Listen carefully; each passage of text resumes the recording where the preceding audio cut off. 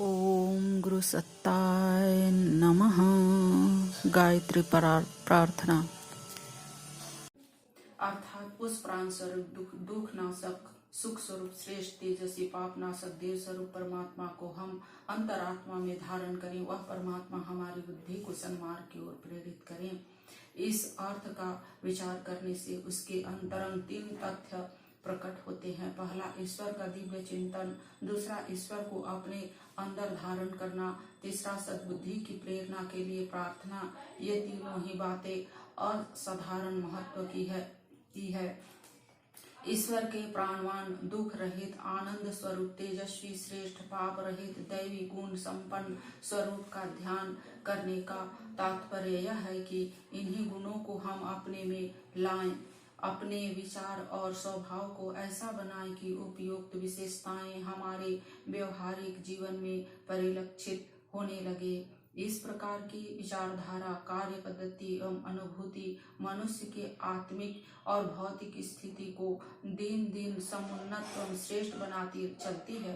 गायत्री मंत्र के दूसरे भाग में परमात्मा को अपने अंदर धारण करने की प्रतिज्ञा है। उस ब्रह्मा, उस दिव्य गुण संपन्न परमात्मा को संसार के कण कण में व्याप्त देखने से मनुष्य को हर घड़ी ईश्वर दर्शन का आनंद प्राप्त होता रहता है और वह अपने को ईश्वर के निकट स्वर्गीय स्थिति में रहता हुआ अनुभव करता है। मंत्र के तीसरे भाग में सद्बुद्धि का महत्व सर्वोपरि होने की मान्यता का प्रतिपादन है। भगवान से यही प्रार्थना की गई है कि आप हमारी बुद्धि को सन्मार्ग पर प्रेरित कर दीजिए, क्योंकि यह एक ऐसी महान भगवत कृपा है कि इसके प्राप्त होने पर अन्य सब सुख संपदाएं अपने आप प्राप्त हो जाती है। इस मंत्र के प्रथम भाग में ईश्वरीय दिव्य गुणों को प्राप्त करने, दूसरे भाग में ईश्वरीय दृष्टिकोण धारण करने और तीसरे में बुद्धि को सात्विक बनाने, आदर्शों को ऊंचा रखने, उच्च दार्शनिक विचारधाराओं में रमन करना और तुच्छ तृष्णाओं एवं वासनाओं के लिए हमें नाचने वाली कुबुद्धि को मानस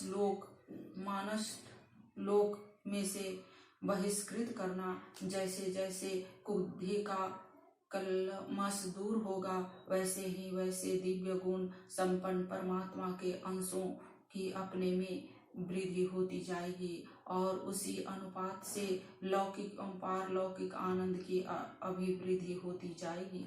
गायत्री मंत्र में सन्निहित उपयुक्त तथ्य में ज्ञान, भक्ति, कर्म तीनों हैं। सद्गुणों का चिंतन ज्ञान योग है, ब्रह्मा की धारणा भक्ति योग है और बुद्धि की सात्विकता एवं अनासक्ति कर्म योग है। वेदों में ज्ञान, कर्म, भक्ति ये तीनों ही शिष्य हैं। गायत्री में बीज रूप से ये तीनों ही तथ्य सर्वांगीण ढंग से प्रतिपादित है। इन भावनाओं का एकांत में बैठकर नित्य अर्थ चिंतन करना चाहिए। यह ध्यान साधना मनन के लिए अतीव उपयोगी है। मनन के लिए 3 संकल्प नीचे दिए जाते हैं।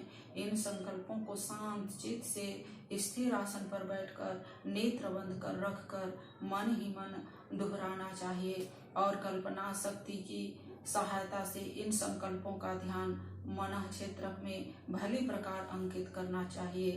पहला, परमात्मा का ही पवित्र अंश अविनाशी राजकुमार मैं आत्मा हूँ। परमात्मा प्राण स्वरूप है। मैं भी अपने को प्राणवान आत्मशक्ति संपन्न बनाऊंगा। प्रभु दुख रहित है, मैं दुखदायी मार्ग पर न चलूंगा। ईश्वर आनंद स्वरूप है। अपने जीवन को आनंद स्वरूप बनाना तथा दूसरों के आनंद में वृद्धि करना मेरा कर्तव्य है। भगवान तेजस्वी हैं, मैं भी निर्भीक, साहसी, वीर, पुरुषार्थी और प्रतिभावान बनूंगा। ब्रह्मा श्रेष्ठ है। श्रेष्ठता, आदर्शवादिता एवं सिद्धांत में जीवन नीति अपनाकर मैं भी श्रेष्ठ बनूंगा। जगदीश्वर निष्पाप है, मैं भी पापों से, कुविचारों और कुकर्मों से बचकर रहूंगा। ईश्वर दिव्य है, मैं भी अपने को दिव्य गुणों से सुसज्जित करूंगा।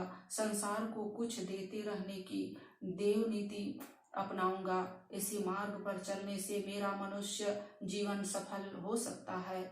उपयुक्त गुणों वाले परमात्मा को मैं अपने अंदर धारण करता हूँ। इस विश्व ब्रह्मांड के कण कण में प्रभु समाये हैं। वे मेरे चारों ओर भीतर बाहर सर्वत्र फैले हुए हैं। मैं स्मरण करूंगा, उन्हीं के साथ हंसूंगा और खेलूंगा। वे ही मेरे चिर सहचर हैं। लोभ, मोह, वासना और तृष्णा का प्रलोभन दिखाकर पतन के गहरे गर्त में धकेल देने वाली दुर्बुद्धि से, माया से बचकर अपने को अंतर्यामी परमात्मा की शरण में सौंपता हूँ। उन्हें ही अपने हृदय आसन पर अवस्थित करता हूँ। अब वे मेरे और मैं केवल उन्हीं का हूँ। ईश्वरीय आदर्शों का पालन करना और विश्व मानव परमात्मा की सेवा करना ही अब मेरा लक्ष्य रहेगा। तीसरा, सद्बुद्धि से बढ़कर और कोई दैवी वरदान नहीं। इस दिव्य संपत्ति को प्राप्त करने के लिए मैं घोर तप करूंगा।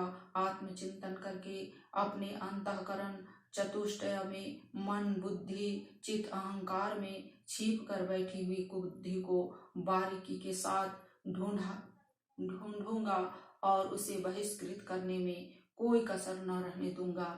अपनी आदतों, मान्यताओं, भावनाओं और विचारधाराओं में जहाँ भी कुबुद्धि पाऊंगा वहीं से इसे हटाऊंगा। असत्य को त्यागने और सत्य को ग्रहण करने में रति भर भी दुराग्रह नहीं करूंगा। अपनी भूलें मानने और विवेक संगत बातों को मानने में तनिक भी दुराग्रह नहीं करूंगा।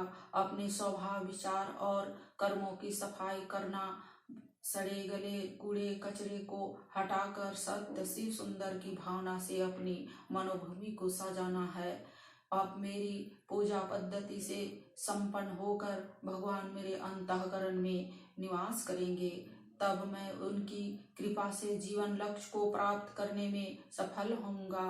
ओम भूर्भुवः स्वः तत्सवितुर्वरेण्यं भर्गो देवस्य धीमहि धियो यो नः प्रचोदयात्।